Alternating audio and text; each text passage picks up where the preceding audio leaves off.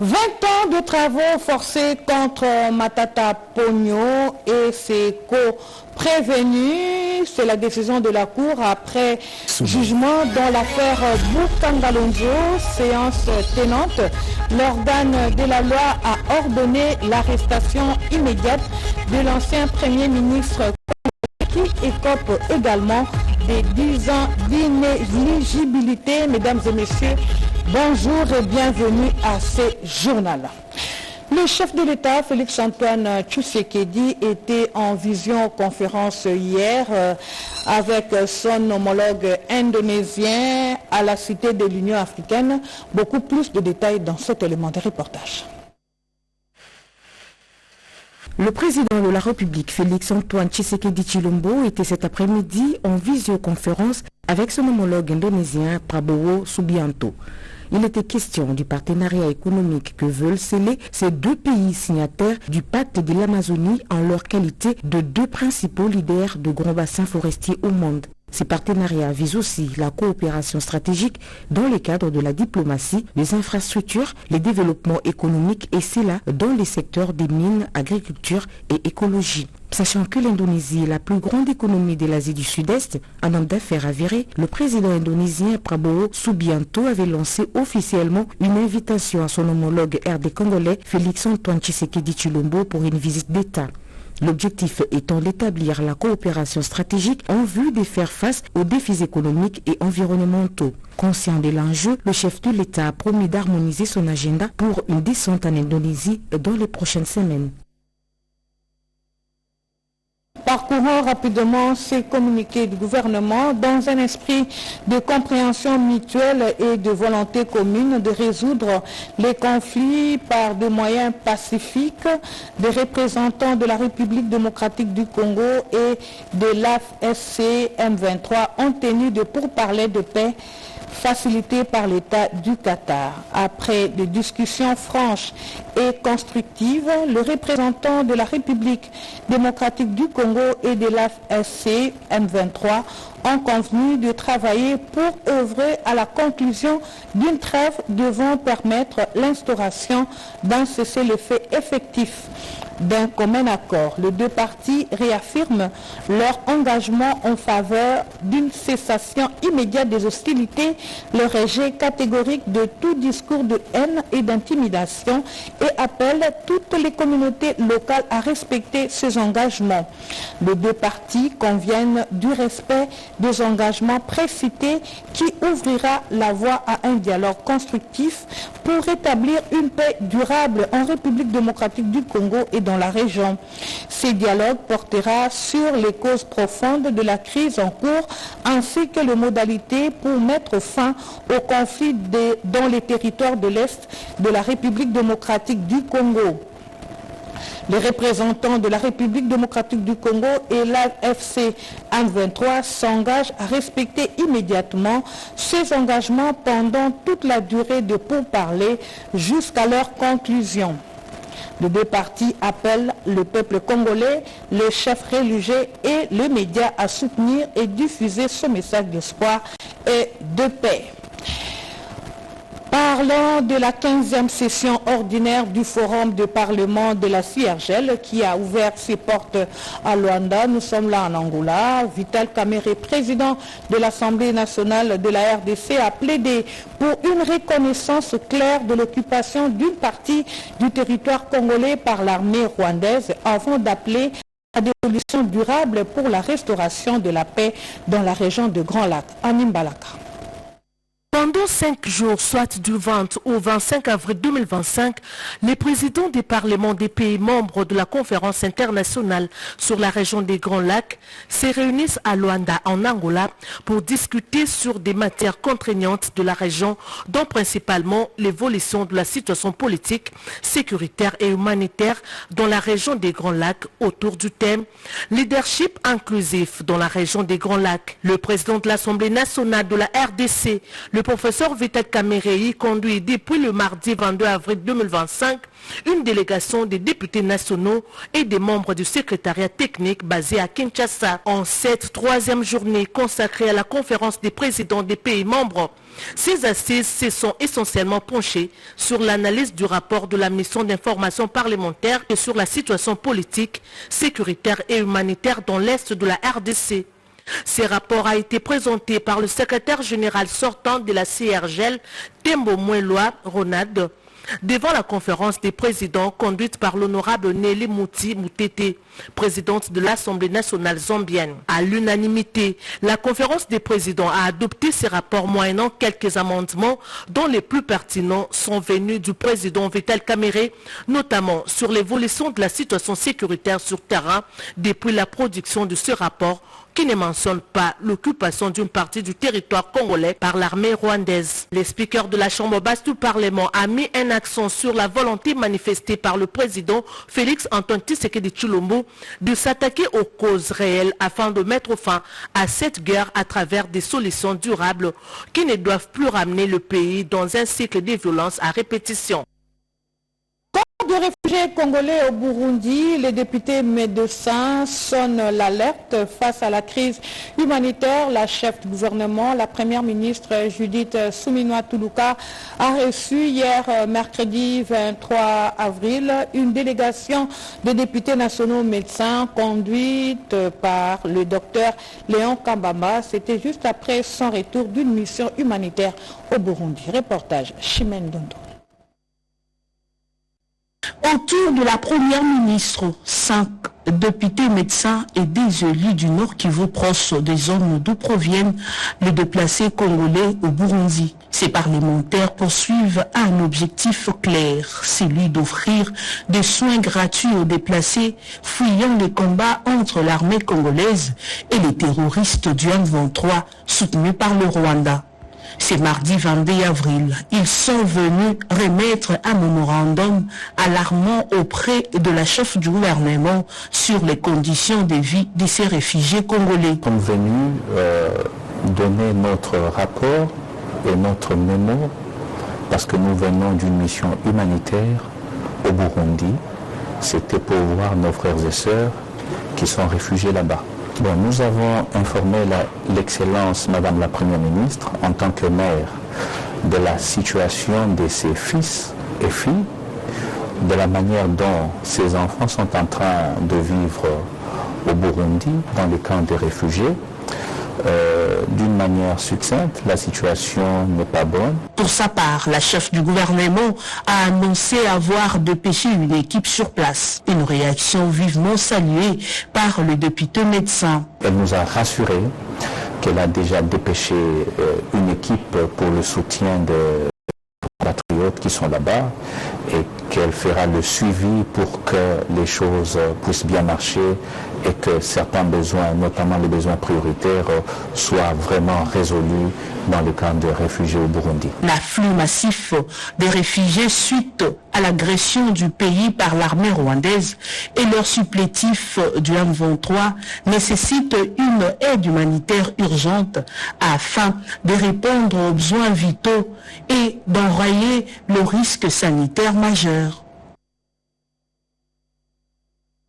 Dans le même registre, notez également que les militaires blessés de guerre du camp Vangou, nous sommes là dans la province du Haut-Katanga, ont bénéficié d'une assistance humanitaire.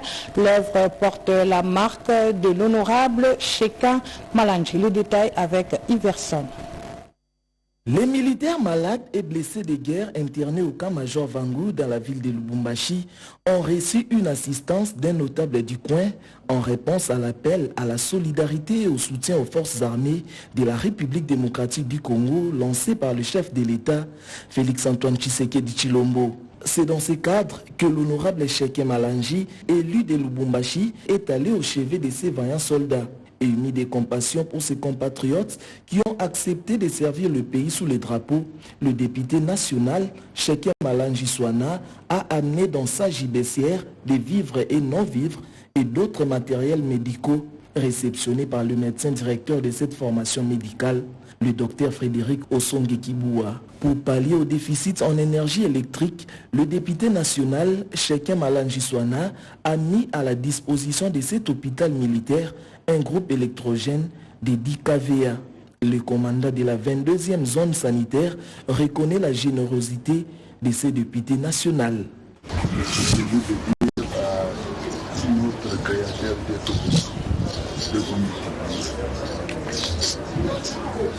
non seulement que vous soyez ici, mais que vous soyez nombreux, qui raisonnez, qui voyez, qui regardez la maladie.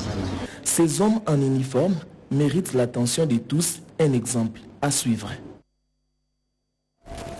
Plusieurs personnalités du pays vont présenter leurs condoléances à l'annonciature apostolique du Saint-Siège en RDC suite au décès du pape François. Parmi ces autorités, nous citons le président du Sénat, Jean-Michel Samaloukonde, qui est allé signer le livre de condoléances hier. Reportage.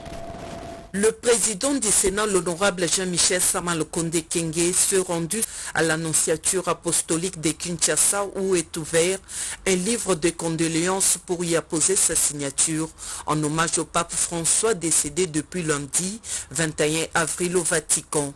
Reçu à son arrivée par le nonce apostolique, le speaker de la Chambre haute du Parlement a eu de Montjuste pour rendre un vibrant hommage au souverain pontife. Pour nous, c'était d'abord des souvenirs qui nous sont revenus à travers sa visite ici à Kinshasa en 2023. On n'en oubliera pas. Il avait bien voulu en tout cas marquer sa présence ici pour être à côté des populations, surtout celles des zones affectées par la guerre, celles qui sont le plus en souffrance. Le président de la Chambre des sages s'est également souvenu du message du pape François adressé à la jeunesse. L'invitation, en tout cas à la jeunesse particulièrement, de son rôle dans le monde et dans tous les événements. Et donc, vraiment, c'est une grande tristesse, des condoléances adressées à toute la communauté catholique dont je fais partie ici, particulièrement à l'annonciature. Pour rappel, c'est sous Samaloukonde, alors Premier ministre chef du gouvernement, que le pape François avait foulé ses pieds en République démocratique du Congo en 2023 sur invitation du président de la République, Félix Antoine Tshisekedi Tshilombo. Un événement qui était une réussite totale et qui a marqué positivement l'histoire de la République démocratique du Congo. André Mbata, secrétaire permanent de l'Union sacrée, a également fait la même chose. Hier, il est allé à l'annonciature apostolique de Kinshasa pour témoigner sa compassion à la mémoire du pape François.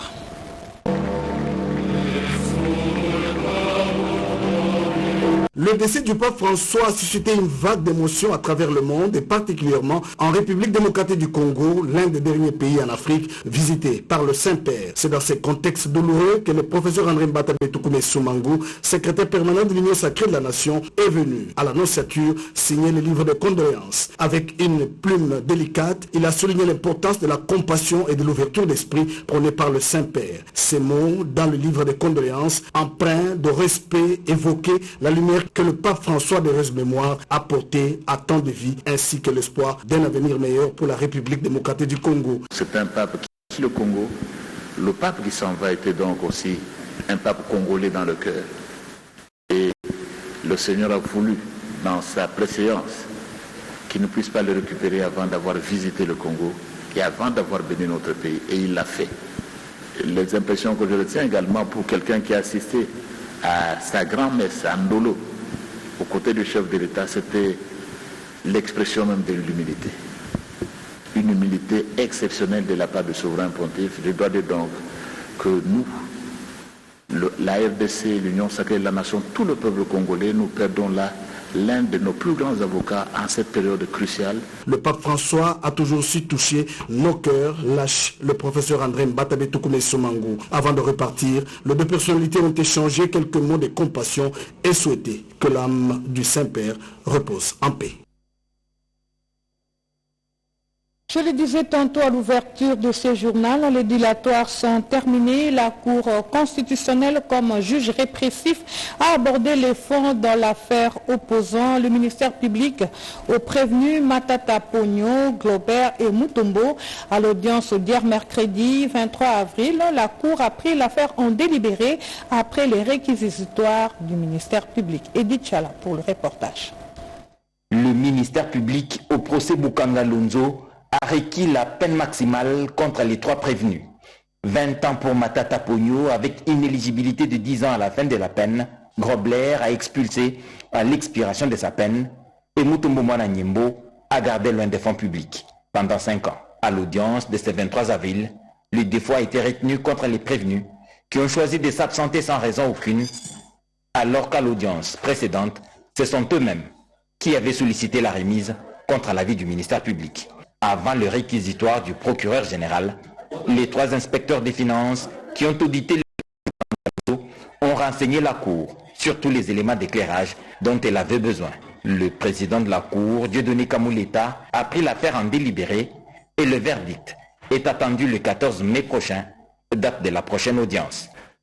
Je crois que pour ce qui concerne les éclaircissements, la Cour est suffisamment éclairée. Nous avons voulu, si les prévenus étaient là, on pouvait prendre même 3 jours d'instruction. Dans ce journal, parlons également de la participation d'une délégation de membres du gouvernement aux assemblées de printemps à Washington, aux USA. Dans cette délégation congolaise figure le ministre des Finances Doudou Fwamba qui a plaidé pour un décaissement rapide de la première tranche budgétaire des projets prioritaires de la Banque mondiale et du Fonds monétaire international en République démocratique du Congo. Reportage Sylvie Moembo. Cette séance de travail entre la délégation de la République démocratique du Congo, du Fonds monétaire international et de la Banque mondiale a porté sur 2 points, à savoir l'état des déclencheurs de l'appui budgétaire de 600 millions de dollars américains et la structuration des projets dans le cadre de la location IDEA 21. Le ministre des Finances a salué l'accompagnement de la Banque mondiale dans l'exécution du programme gouvernemental porté par le président de la République Félix-Antoine Tshisekedi Tshilombo et conduit par la première ministre Judith Suminwa Tuluka. Doudou Fwamba Likunde Libotaï a rappelé la résilience de l'économie congolaise malgré l'agression du M23. Il a précisé que la guerre dans l'Est continue d'affecter lourdement les tissus socio-économiques, bien que le gouvernement reste engagé dans les réformes et la discipline budgétaire pour préserver la stabilité macroéconomique. Le ministre des Finances a plaidé pour un décaissement rapide de la première tranche de l'appui budgétaire et l'ouverture des discussions sur la seconde tranche attendue d'ici décembre 2025.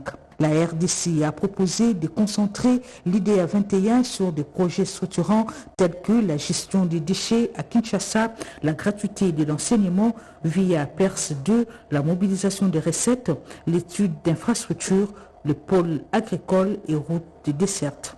Sur le dossier Gafi, l'Argentin national a réaffirmé l'engagement de la RDC dans la lutte contre le blanchiment des capitaux et l'enrichissement illicite, citant le décret sur la déclaration de patrimoine et la mise en place du CONASAFIC. Un aéroport moderne à Lubumbashi. Les travaux ont été lancés par le chef de l'État dernièrement, vous le savez.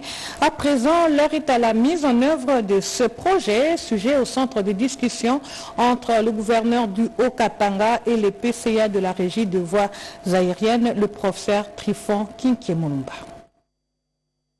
La province du Haut-Katanga va bientôt disposer d'un aéroport moderne. Après la pose de la première pierre de construction par le chef de l'État, Félix-Antoine Tshisekedi Tshilombo, l'heure est à la mise en œuvre de ce projet. Voilà pourquoi le gouverneur du Haut-Katanga, Jacques Yaboula Katoué, a échangé avec le président du conseil d'administration de la régie des voies aériennes, le professeur Trifon Kinkemulumba, pour la matérialisation de ce projet. L'aéroport qui est ici est un aéroport qui est vieux de 72 ans et qui n'est plus à mesure d'exister et qui ne fait l'honneur d'aucun Katangais, d'aucun Congolais. Il faut décider. Et le gouverneur a décidé avec une compagnie qui est une compagnie étrangère avec l'appui du gouvernement. Et nous, conseil d'administration, nous sommes informés de ça et nous appuyons. La matérialisation de ce projet fera de l'aéroport de la Louano un hub non seulement pour la province, mais aussi pour les pays de l'Afrique australe.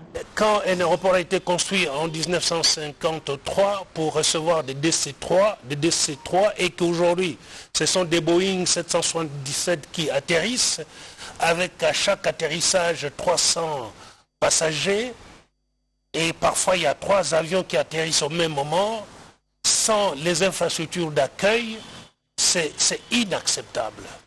Voilà, donc il faut d'urgence se doter d'une nouvelle emprise aéroportuaire, d'une nouvelle plateforme aéroportuaire, et ça sera une bonne chose pour le Grand Katanga. D'ici 2 ans, nous pourrions compter 2 aéroports internationaux ici, dans l'espace Grand Katanga, après celui de Kolwezi. Des mesures draconnières seront prises contre les spoliateurs du site aéroportuaire, a-t-il précisé. Notez également que la RDC a pris part à la 14e édition de l'OICA, Congrès aux Émirats Arabes Unis, par le biais du directeur général du Fonds spécial pour la promotion de l'entrepreneuriat et l'emploi de jeunes, Joseph Mukendi. Les détails avec Edith Chala dans cet élément de reportage. Prenant la parole à cette rencontre de travail organisée par l'AIM Congress, Joseph Mukendi, directeur général du Fonds spécial pour la promotion de l'entrepreneuriat et l'emploi des jeunes, FSPJ en sigle, a su établir un rapprochement entre son établissement public, le Fonds spécial pour la promotion de l'entrepreneuriat et de l'emploi des jeunes, et l'Agence nationale pour la promotion de l'investissement autour des intérêts communs dans le développement de l'entrepreneuriat des jeunes. Une des premières étapes déjà franchies. En appui les fonds spéciaux pour travailler ensemble afin que l'entrepreneuriat des jeunes puisse être au rendez-vous et l'emploi des jeunes puisse être au rendez-vous. À l'intérieur de la RDC, tout comme à l'extérieur de la RDC, parce qu'il s'agit de l'agence de promotion de l'investissement et les fonds de promotion de l'entrepreneuriat des jeunes. Nous avons des intérêts communs et désormais, nous allons travailler ensemble en vue de promouvoir l'entrepreneuriat et l'emploi. Rappelons qu'à l'issue du 10 congrès annuel qui s'est tenu du 7 au 9 avril 2025, plusieurs opportunités d'investissement en RDC ont été présentées par l'ANSER, l'ASES, l'UCPP, sous la supervision de la Première ministre Judith Souminois. Parlons ensuite de la présentation du plan de travail conjoint 2025-2029 par la MONUSCO et le ministère du Plan. C'était au cours d'une conférence présidée par le vice-premier ministre et ministre en charge du plan et le coordonnateur du système des Nations Unies en République démocratique du Congo. Mamita Bangolo pour le reportage.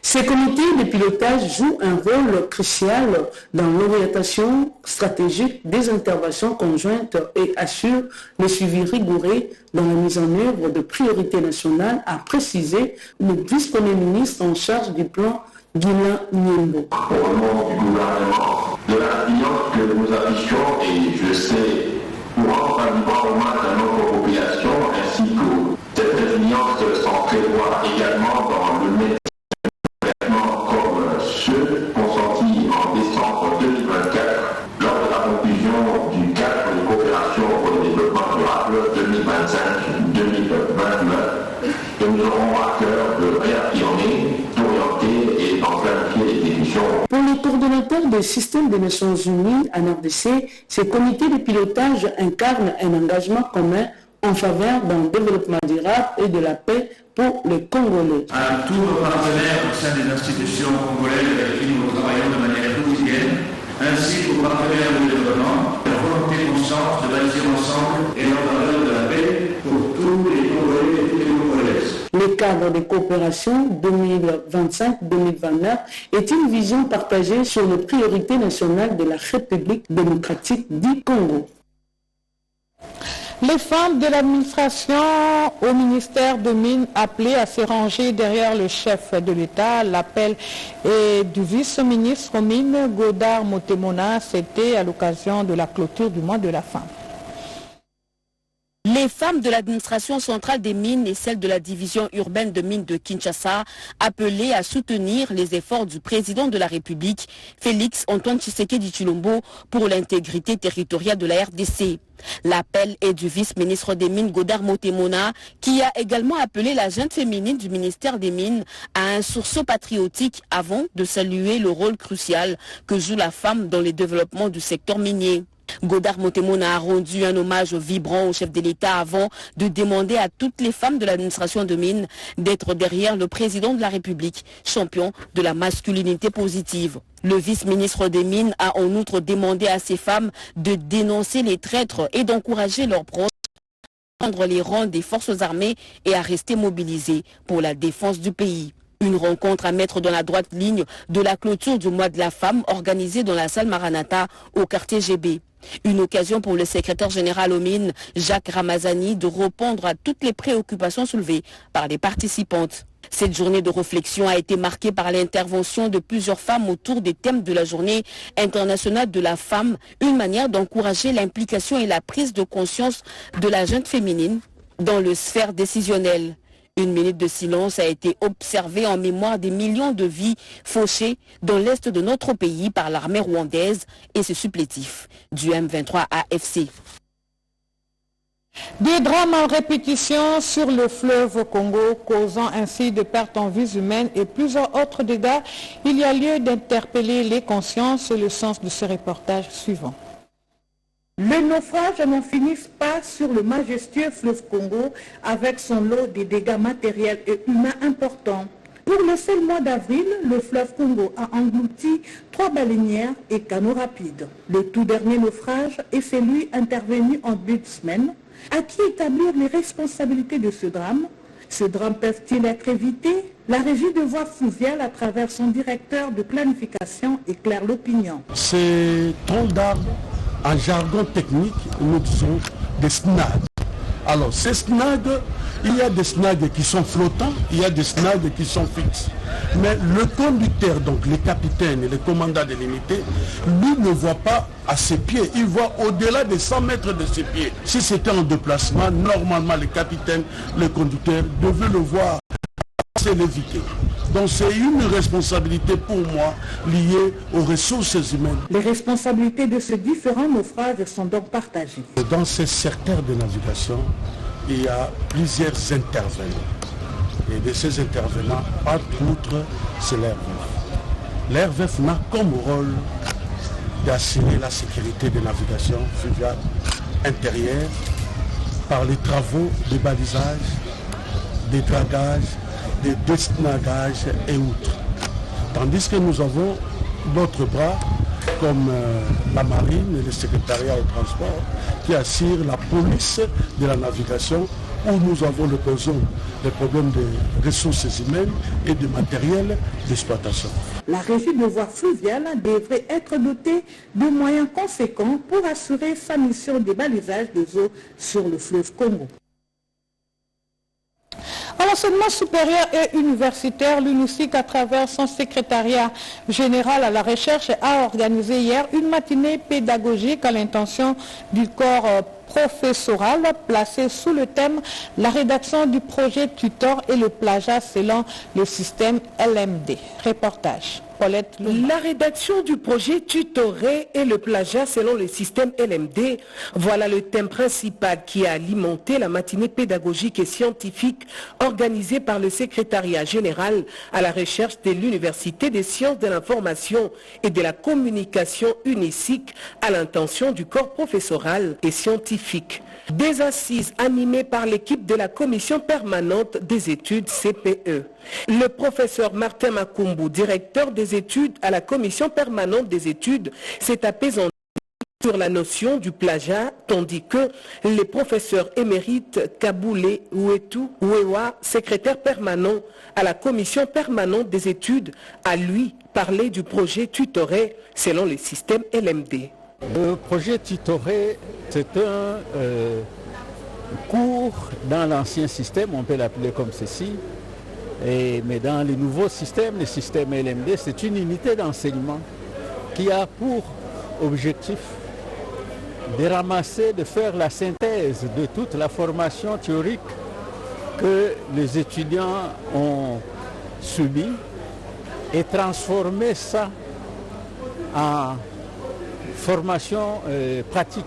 Cette formation tombe à point nommé pour le recteur de l'UNISIC. La science étant dynamique et évolutive, les échanges scientifiques doivent être démises. Voilà maintenant pour aller sur les sillons de l'enseignement évoluant, nous allons aussi axer notre enseignement sur le système LMD. Le projet Tutoré est une valeur ajoutée dans le monde scientifique et pédagogique selon les systèmes LMD, car il vise le développement des compétences acquises. Si vous ne le savez pas, eh bien, sachez qu'un géant du monde littérature n'est plus. Il s'agit du professeur émérite Yves-Valentin Moudimbeyoka qui s'est éteint le mardi dernier en Caroline du Nord. Nous sommes là aux États-Unis d'Amérique. Écrivain et critique littéraire, Yves Moudimbe laisse derrière lui un immense héritage scientifique. Reportage. Oscar.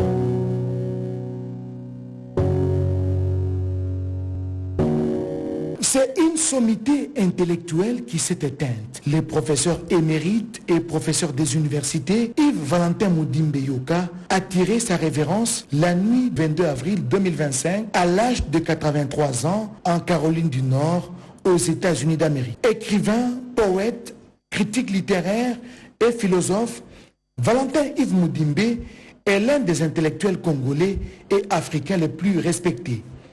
Avec une production littéraire abondante, notamment Entre les eaux, Les Bellimondes, L'Écart, Chabadeux, Les carnets de mère Marie-Gertrude, assorti de plusieurs mémoires, chroniques, autobiographies et biographies, ainsi que de plusieurs essais.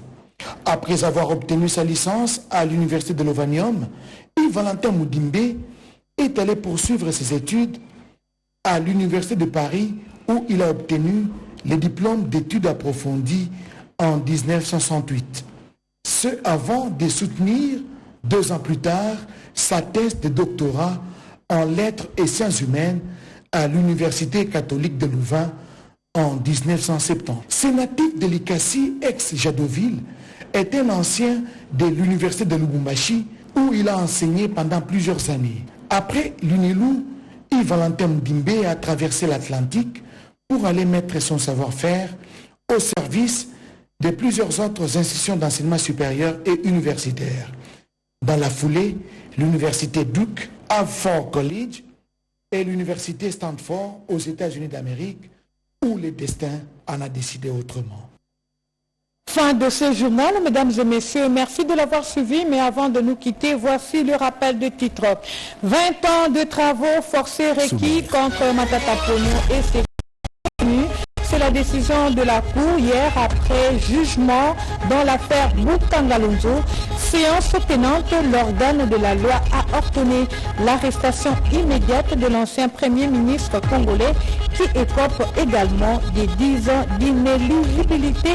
Mesdames et messieurs, merci d'avoir suivi ce journal de Pati Tondouangou qui a été réalisé par Ruben Kumbu en harmonie avec Mamita Bangoulou. La partie technique était bien assurée par Discover Mpongo, Jerry Mawassa et Émile Zola. Le prochain rendez-vous avec l'actualité est fixé à 13h30 dans une présentation de Emendaya. D'ici là, portez-vous bien.